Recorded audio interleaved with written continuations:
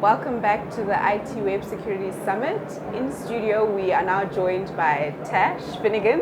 Tash is the Cybersecurity Officer at FNB, and we'll be chatting around the cyber threats or risks that banks face. Tash, thanks for joining us. Thank you very much. Just a small correction. I recently got married, so I'm actually now Tash van den Heever. I forgot to let ITWeb know. My apologies, but thank you very much for having me. No, thanks for letting me know. We'll get it right next time. Thanks, Tash.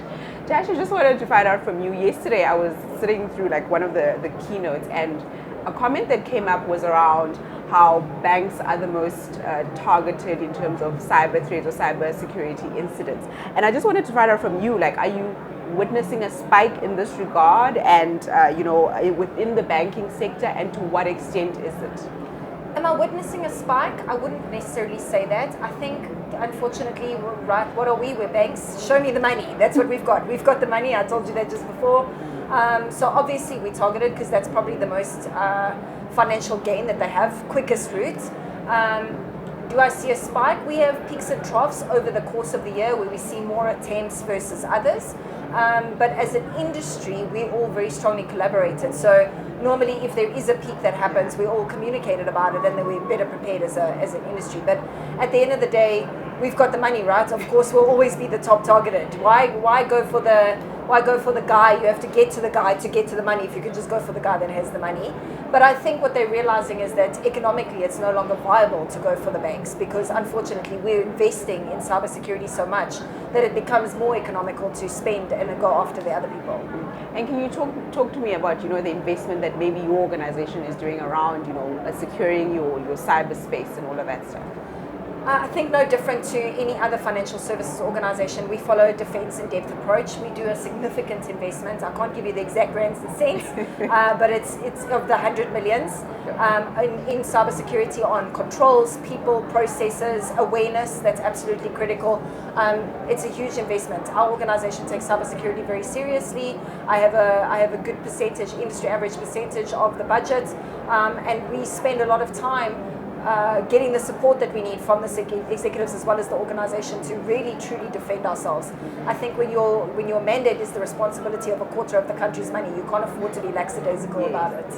There's often that saying that the weakest link are often the people. Is that the same within the banking sector, or what do you guys?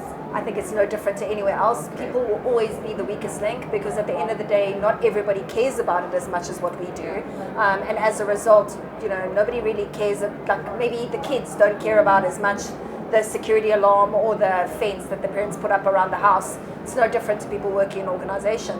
They know it's there, they feel safe, but do they pay enough attention to care about it? Not necessarily. So it's our job to make sure that we educate them as much as possible, try and convince those to be as passionate about it as what we are, and more importantly, have a plan B. Yeah, plan B is always good for you, I suppose, in every sector or industry. But on the subject of people, what I wanted to find out from you is that a lot of us are banking on our phones, we're banking on, whether it's internet banking like on your laptop, we're connecting across multiple devices to access our banking. Does that is that a risk? What kind of a risk is that, if it is? If you can just talk me through that. Absolutely. So, what you have is you have your laptop, right? Mm-hmm. Your laptop, you have your email, mm-hmm. You have other applications that you run.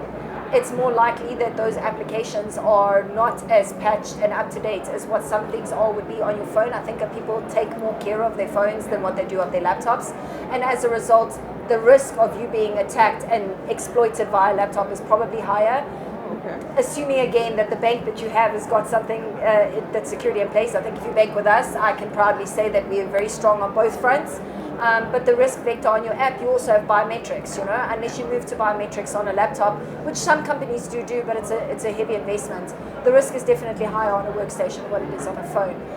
Personal risk on a phone, however, becomes higher, because if you get stolen and your device gets stolen, your entire life is on your cell phone. It's not necessarily on your laptop. So there's different risk vectors to both, and you have to take different approaches to securing both.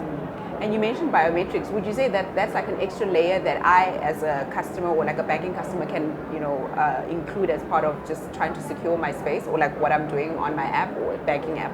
Absolutely. Your username and password is no longer unique to you. Hackers can crack a password within milliseconds today. So, as strong as you think your password is, unless it's in 300 character digits and, you know, your auntie's uncle's first pet maybe when they were 2 years old, and passwords are crackable today. So what do you need to do? You need to move to the next layer of authentication. Something about know who you are, have something, and what you have is you have your own physical identity, and that's definitely the next layer. It's a lot harder for me to impersonate your eyeball or your fingerprint than what it is for me to remember your password or crack your password. So, you know, what's the risk next? Sure, they could cut off your hand, or sure, they could drug you and use your fingerprint, but you know, I think people take a lot more care about their physical security than what they care about their digital identity. So, biometrics is critical.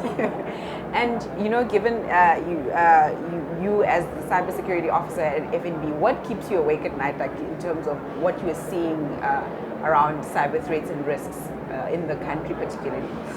What keeps me awake at night these days, and it changes from quarter to quarter depending on what controls we're implementing.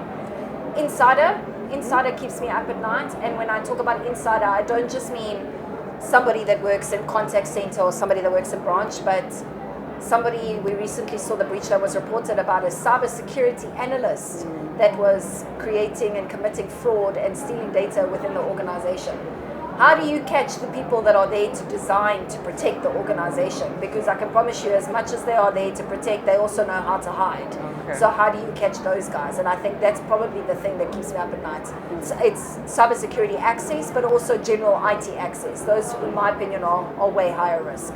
And are you finding more of that happening, like within internally, not necessarily your organization, but within the... I think the next thing that people are focusing on is insider. I don't think I can't say to you whether it's more or less, because I think we've taken such a long time to focus on the outside-in approach that we're not quite good at saying inside-out. And there's so many variables that come with inside-out, like, okay, fine, you can use behavior, but how do you know what's good behavior and what's bad behavior in every single person's role? So it's a lot harder to solve for. I think that what we're seeing is every company right now is starting to look at solving for insider, and it's about seeing what that trend looks like.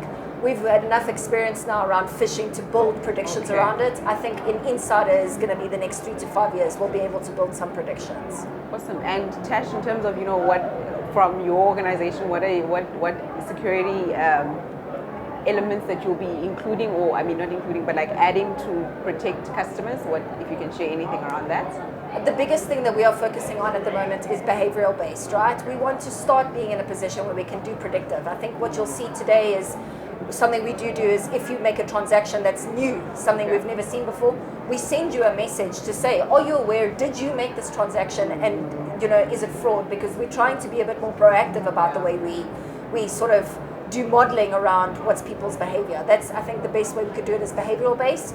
And then it just becomes that fine line between managing behavior versus managing privacy. But I think that's sort of the space that we're in at the moment.